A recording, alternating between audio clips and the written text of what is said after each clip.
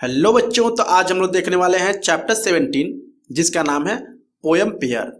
तो चलिए इस वीडियो को स्टार्ट करते हैं।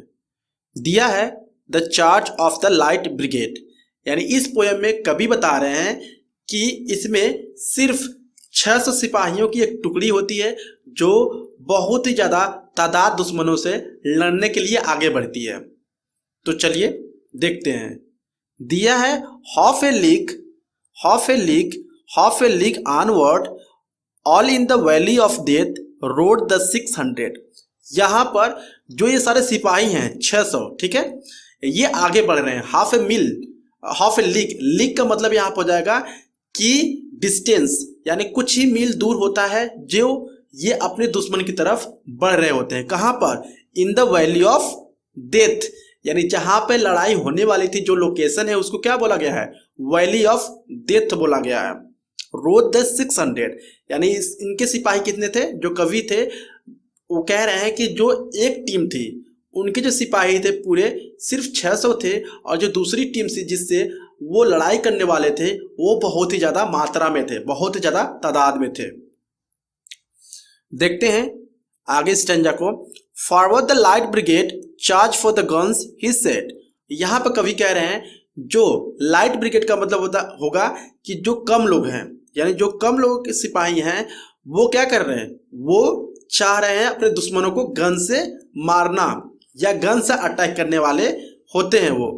Into the valley of death road the 600, यानी कहाँ पर वो अटैक करने वाले होते हैं? In the valley of death, जहाँ पर क्या बताया गया है कि वो एक तरह से डेथ का एरिया है, मतलब कि वहाँ पर बहुत ही ज़्यादा मृत्यु होगी। क्योंकि अगर दो टीम में अगर लड़ाई होती है तो इसका मतलब है कि वहाँ पर बहुत ही लोगों की क्या होगी? डेथ होगी। नेक्स्ट देखते हैं स्टैंजा को। Forward the light brigade was a man डिसमेड, यानी जो लाइट ब्रिगेड का मतलब कि जिसके पास जो सेना कम थी वो जितने भी लोग थे बहुत ही डरे हुए थे, सहमे हुए थे, क्योंकि उनकी जो सेना थी बहुत ही कम थी और जिससे वो लड़ने जा रहे थे उनकी जो सेना थी, सिपाही थे, वो बहुत ही ज़्यादा थे। नॉट दो the soldiers new someone had blunder, हालांकि जो सोल्जर्स थे, जो लोग कम लोग थे, वो एक्चुअली में नहीं जान रहे होते हैं कि किसी ने बहुत ही बड़ा ब्लंडर कर दिया। ब्लंडर का मतलब क्या होगा? मिस्टेक, गलती कर दी है। क्योंकि अगर आप ही सोचिए, आप लोग 10 लोग हो और आप लोग 50 लोगों से लड़ने जाओगे, तो हालांकि वैसे ही पता चल गया पहले से रिजल्ट कि आप लोग जो 10 लोग हैं वो लोग हार जाएंगे आसानी से। तो यहाँ पे यही सेम सिचुएशन है। यहाँ पे सिर्फ 600 सिपाही हैं और जिससे वो लड़ने जा रहे हैं, हालांकि 6000 से ज़्यादा होंगे, इसमें कवि ऐसा कह रहे हैं। There's not to make reply, there's not to reason why, there's but to do and die into the valley of death road the 600। अब यहाँ आप कह रहे हैं theirs not to make reply, यानी जो लड़ने जा रहे हैं अब जवाब भी नहीं दे पाओगे कि मैं नहीं लड़ूंगा, और रीजन भी नहीं पता है उन लोगों को, आप कुछ रीजन भी नहीं दे पाओगे, ठीक है। But theirs but to do and, लेकिन ये सिर्फ सिपाही जो थे इनको भी ये सोच रहे थे कि अब करना है या मरना है। डू एंड डाई का यहाँ पर मैटर आ गया था, मतलब कि अब ये वापस नहीं लौट सकते थे। अब ये बहुत ही करीब आ गए थे दुश्मन के।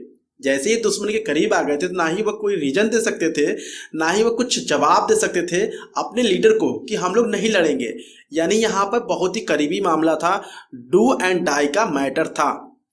कहाँ पर? In the valley of death road the 600। यहाँ पर जो 2 लाइन्स है लास्ट का वो फिर से रिपीट किया है, ठीक है। देखते हैं नेक्स्ट है cannon ball to the right of them, cannon of to the left of them, cannon in front of them, volleyed and thundered.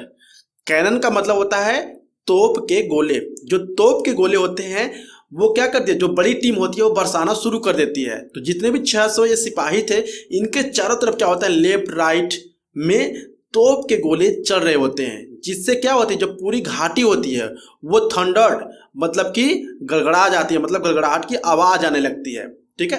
अब आप सोचिए, अगर तोप से अब क्या होता है, तोप के गोले निकलेंगे तो मीन्स कि उससे बहुत ही ज़्यादा आवाज़ होगी। तो अगर चारों तरफ से चलना स्टार्ट हो गए, कोई गन चला रहा है, ठीक है, कोई फाइट कर रहा है, कोई तोप का गोला चला रहा है, तो यहाँ पर जो पूरी वैली थी, पूरी घाटी थी, वहाँ पर बहुत ही ज़्यादा आवाज़ हो रहे थे। पूरा जो एरिया था वो थंडर्ड मतलब गड़गड़ा रहा था।